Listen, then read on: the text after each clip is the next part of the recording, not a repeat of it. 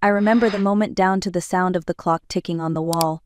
My son Daniel stood in my living room in his tailored suit, phone in hand, a look of pride on his face. "Just sent 100,000 to Victoria," he said. "She's been incredible to us, opened every door in Willow Crest." He turned the phone screen toward me so I could see the wire confirmation. Then, with the same hand, he reached into his jacket and pulled out a thin white envelope. "Happy birthday, Mom," he said casually. Inside was a $10 department store gift card. $10. He smiled as if he had done his duty. I stared at that card, feeling my throat close. The room felt smaller than it had ever been. That night, the version of me who accepted scraps finally died. When I was 29, I gave birth to Daniel in a small county hospital with peeling paint on the ceiling and one nurse on night duty. His father left 2 months later, taking our joint savings and leaving behind a pile of debt. For years, I worked as a records clerk for the city, steady pay, modest benefits, no glamour. At night, I took on extra shifts typing reports for attorneys. Every dollar went into Daniel's future. While my co-workers bought new cars or went on cruises, I kept driving a faded blue Honda and patched my winter coat with old thread. When Daniel's school trip to Washington came up, I sold my mother's ruby ring to cover it.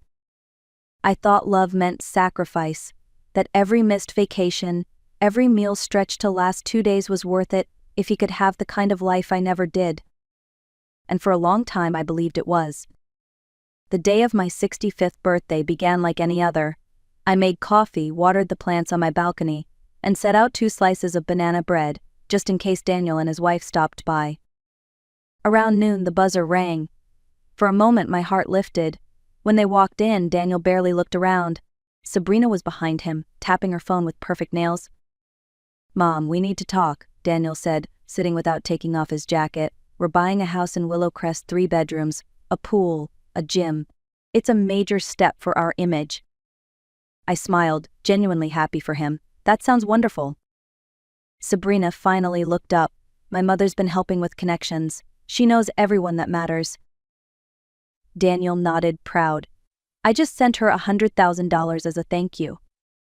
The number hung in the air like smoke. He turned his phone so I could see the confirmation screen. Then he pulled out the envelope. "And this is for you," he said lightly. "Happy birthday."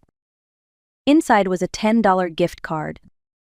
"For the scraps," Sabrina murmured, not even trying to whisper. Daniel added, "You could buy something to look more presentable. It might help when people meet you." I smiled because I didn't know what else to do. My fingers trembled around that thin piece of plastic. Before leaving, Daniel looked at my small apartment. "You should sell this place, Mom. Maybe get a little work done, for your confidence." The words hit harder than any slap. I nodded, waiting for the door to close before letting the silence swallow me whole. That night, I couldn't sleep. Every word replayed in my head, the tone, the smirk, the casual cruelty. I sat at the kitchen table staring at the $10 card, the one thing my son thought I was worth. Around 2 in the morning, I opened my old laptop. The soft glow of the screen lit the small kitchen. I logged into my bank account, then my savings portfolio. $812,000. Daniel had no idea. I had spent my life pretending I had just enough, never more. It was safer that way. People treat you differently when they think you have money, and not always better. I traced the numbers on the screen with my fingertip. 40 years of modest living, skipped luxuries, and silent discipline quietly stacked like bricks. I realized I wasn't poor, I was discreet. That night, I decided I would stop financing other people's dreams. It was time to invest in my own. The next morning, I called a financial advisor recommended by my friend May. His name was Robert Lang, a calm man with silver hair and kind eyes. When I arrived at his office, he shook my hand firmly. "You've done the hard part, Mrs. Bennett," he said. "You've saved. Now let's make your money work for you." We spent 2 hours reviewing everything.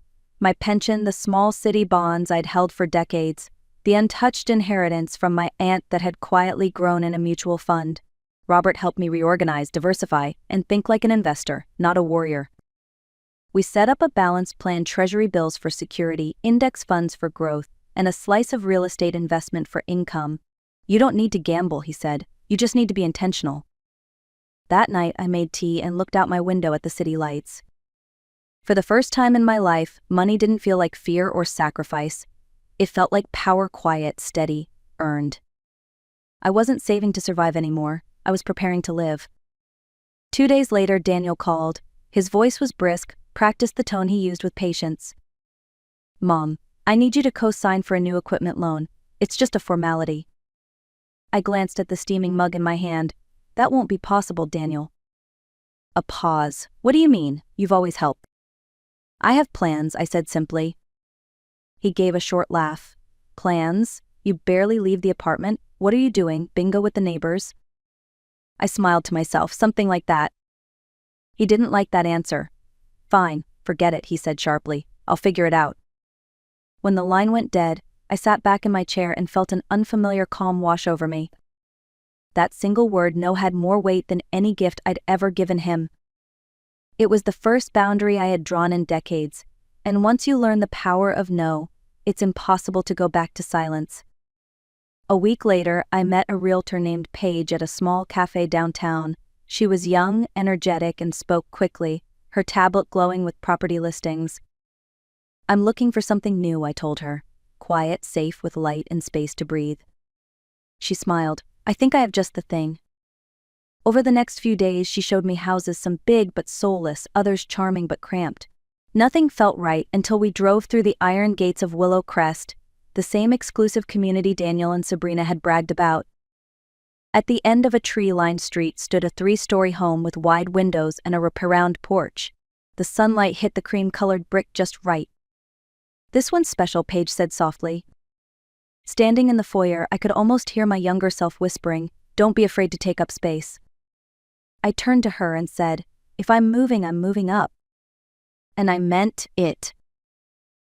6 weeks later, the house was mine. The papers signed, the funds transferred, $1.4 million, paid in full. No mortgage, no debt, no permission asked. I spent the next month turning it into a reflection of the woman I had always been inside. Polished floors, bookshelves filled with memories, soft colors that spoke of quiet confidence. Nothing flashy, just dignity restored. When I finally moved in, I asked the gate guard to let a particular car through the next day at 4 p. Not a black sedan belonging to Dr. Daniel Bennett. At exactly 4:03, I watched from the balcony as Daniel's car rolled up the drive. He stepped out, scanning the property with disbelief.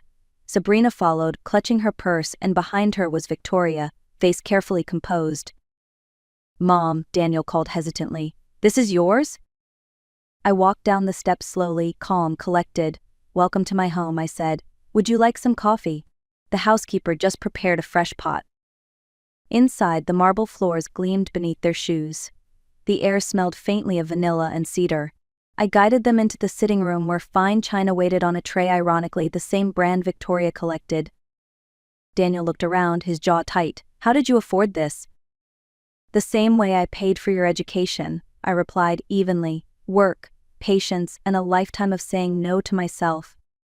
Sabrina blinked. "You paid $1.4 million in cash?" "Yes," I said. 40 years of saving adds up when you're not trying to impress anyone." Victoria's smile faltered. Daniel ran a hand through his hair. "So this is what you've been hiding?" I met his eyes. "No, Daniel, this is what I've been building." Silence filled the room, heavy and undeniable. For the first time, my son looked at me and truly saw me. After they left, the house was silent again, but it wasn't the same kind of silence I had known before. It wasn't empty, it was peaceful. I sat in the living room, watching the last light of afternoon spill across the marble floor. On the coffee table lay 3 untouched cups of coffee, mine still warm, theirs gone cold.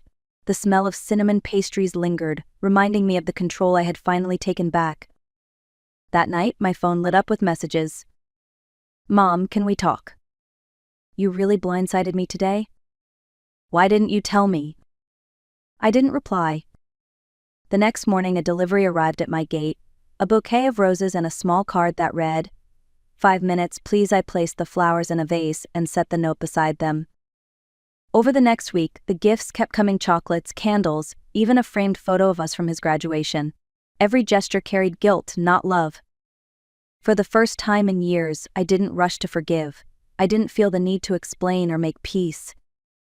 Respect, I had learned, grows in silence, and silence finally was mine to keep. 3 days later, Daniel showed up without calling. The guard rang to ask if I would let him in. I hesitated, then said yes. He looked tired, the confident posture gone. His eyes moved across the study where I sat, rows of books on finance, psychology, and travel. "This is different," he murmured. "It's me," I said simply, maybe for the first time. He sat across from me, shifting in the leather chair like it might swallow him whole.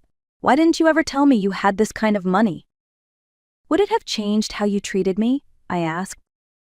He hesitated. "Maybe." "That's why," I said. "People show who they are when they think you have nothing to give." He looked at the floor, then up at me again. "So how much do you really have?" "Enough," I answered. "Enough to live on my terms." He frowned. "You're my mother." "I am," I agreed. "But I'm not your bank, your secretary, or your afterthought." For once, he had no answer. The silence between us felt raw, but it was finally honest. 2 weeks later, the doorbell rang again. This time it was Sabrina alone. She stood on the porch in jeans and a loose sweater, her usual polish replaced by something almost human. "May I come in?" she asked quietly. I led her to the living room.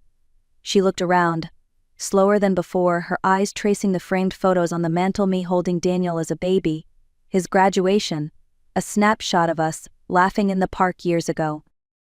"I didn't come here to defend myself," she began. "I came because I owe you an apology." I said nothing, waiting. I was cruel, dismissive. I thought wealth and status meant value. My mother raised me to believe that. But lately she hesitated, then pressed a trembling hand to her stomach. "Lately I've been rethinking everything. I'm 3 months pregnant." The words settled between us like sunlight after rain. "I don't want my child to grow up thinking money decides who deserves respect," she said, tears filling her eyes. "I don't want them to be like me." I exhaled slowly. "Then start changing now, Sabrina. That child deserves a mother who knows what real worth looks like." For the first time, she nodded and meant it. A few days later, I agreed to meet Daniel at a quiet cafe downtown. When I arrived, he was already there, staring into a cup of coffee that had gone cold. He looked smaller somehow, as if the weight of pride had finally slipped from his shoulders. "Thanks for coming," he said softly. "I'm here because Sabrina asked me to be," I replied.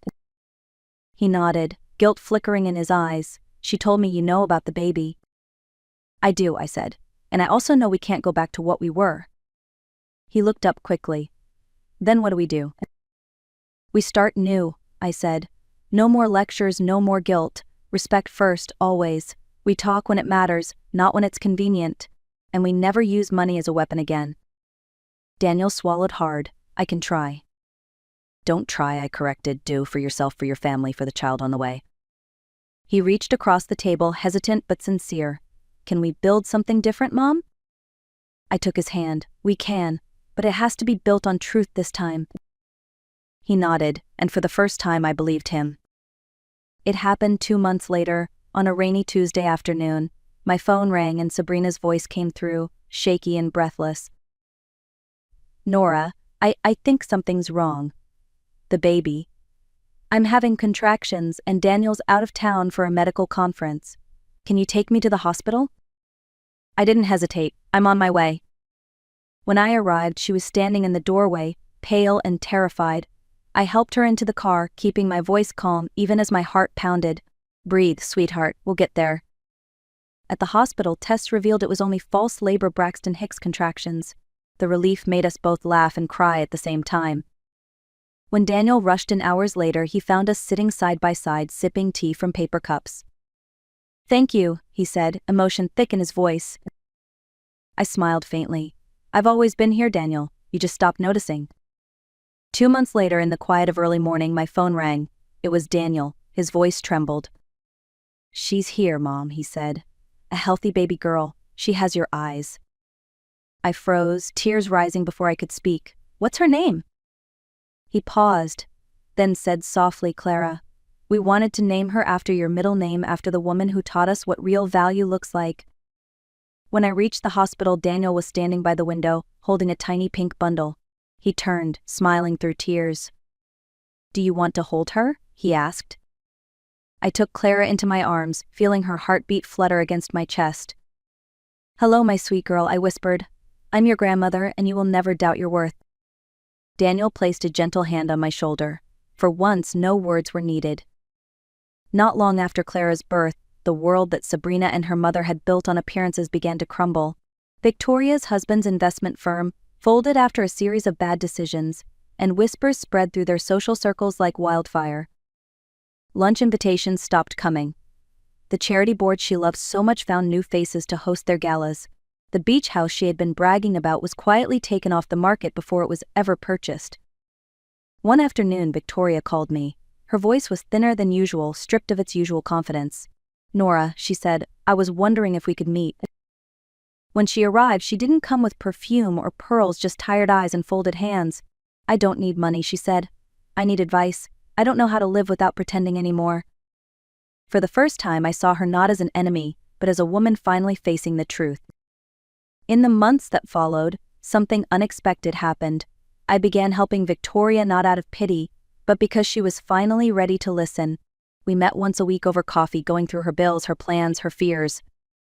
"I used to think simplicity was failure," she admitted one morning. "Now it feels like freedom."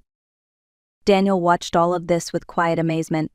"I never thought I'd see you two in the same room without a war breaking out," he said half-jokingly. "People can change," I told him, "if they're willing to lose their masks." Meanwhile, Sabrina invited me to help decorate Clara's nursery. Soft greens, tiny stars, a rocking chair by the window. "I want her to grow up surrounded by calm, not competition," she said. For the first time in years, our family felt like something real, not perfect, not polished, but honest. It wasn't revenge anymore, it was renewal. Clara's first birthday arrived on a warm afternoon in early spring. We celebrated in my backyard, under the shade of the old maple tree. No extravagant caterers, no designer decorations, just laughter, homemade food, and the people who truly mattered. Daniel grilled while Sabrina arranged flowers in small mason jars. Victoria arrived quietly, carrying a single wrapped gift. Inside was a children's book, Sabrina's favorite from childhood. "It's not much," she said softly, "but it meant a lot to us once." I smiled. "Then it's perfect." When the candles were blown out, I watched Clara toddle barefoot through the grass, her tiny hands reaching for the bubbles floating in the air. For the first time, I realized this wasn't just a party. It was proof that love could grow again, even after years of neglect. We were building something new, one honest moment at a time. A few months after Clara's birthday, Daniel stopped by one afternoon. He looked different, calmer, more grounded. In his hand was a small velvet box. "I was going to wait until Christmas," he said, "but this feels like the right moment." Inside was a delicate white gold bracelet, simple yet elegant. On the inside, engraved in neat letters, were the words, "For the woman who taught me the true value of things." I traced the engraving with my thumb, my throat tightening. "It didn't cost $100,000, Daniel said quietly, a half smile on his face, "but it means more than anything I've ever given." I fastened the bracelet around my wrist. "It's never about the price," I told him. "It's always about the intention." For once, he didn't try to answer. He just nodded, eyes shining with something I hadn't seen in years, respect. That night, after Daniel left, I sat on the balcony watching the city lights flicker in the distance. The bracelet caught the glow, soft and steady like a quiet promise. I thought about all the years I had spent balancing the wrong ledger. I had counted bills, receipts, sacrifices, but never the cost of self-respect. There are two kinds of wealth in life, the kind you can spend and the kind you can stand on. For decades, I had mistaken one for the other. Now, at 67, I finally understood. Money builds comfort, dignity builds peace. And peace, I realized, is the greatest fortune of all. A year later, I hosted another gathering at my home. Clara was walking now, her tiny feet pattering across the wooden floors. Daniel and Sabrina laughed as they chased her through the garden, while Victoria helped set the table with quiet grace. As I watched them, I realized that what had once been fractured had become whole in its own imperfect way. We still stumbled, still disagreed, but there was respect now, real, earned respect. When Daniel joined me on the balcony at sunset, he said, "Mom, you didn't just rebuild yourself, you rebuilt all of us." I smiled. "Maybe, but you all had to decide to grow too." He nodded, slipping his arm around my shoulders. Life had taught me that revenge doesn't always come in fury or payback. Sometimes it comes in peace and knowing who you are and never shrinking again. And that, I realized, was my real victory. As I tucked Clara into her stroller that evening, her tiny hand caught my bracelet. She giggled, fascinated by the soft shimmer under the fading sun. I smiled, knowing that one day she'd understand its meaning not as jewelry, but as a reminder that strength can be quiet. When everyone left, I stood alone in the doorway, the house warm with echoes of laughter. A few years ago I had been invisible in this family, useful then disposable. Now I was seen, heard, respected. The journey had started with humiliation, a $10 gift card, and a $100,000 insult. But it ended with something far richer: self-worth, peace, and a family that had finally learned what value truly means. If this story touched your heart, take a moment to like the video, share it, and tell me in the comments where you're watching from. Because somewhere out there, another mother needs to hear this. She needs to know it's never too late to start living for herself.